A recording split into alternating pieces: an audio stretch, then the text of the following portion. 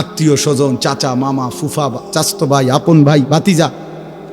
আহারে আল্লাহ, 1 বিঘত জায়গা ছেড়ে দিলে বেচারা রাস্তাটা হয়ে যায়।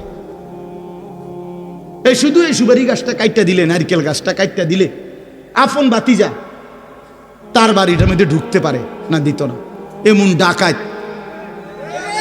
90 বছর বুড়া বাঁকা হইয়া গেছে, কিন্তু এই ডাকাইতে এই জায়গাটা ছাড়ত না। না দিতাম না, কইছি দিতাম না, দিতাম না। হ্যাঁ না, কবরও তো নিত না, হে তো জানেই কবরে নিবে না। না এটা দিতাম না, কইছি দিতাম না। দিতেন না, দিতাম না, কইছি দিতাম না।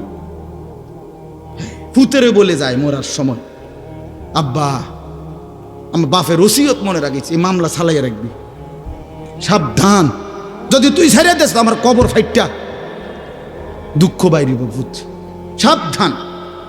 দরকার হলে বাদ 2 বেলা কম খাইস, কিন্তু মামলা চালাইয়া যাবে, তোর সাসারে দেখাই দিবি জীবনে কি আছে। হায় হায় হায়, আস্তাগফিরুল্লাহ, আস্তাগফিরুল্লাহ।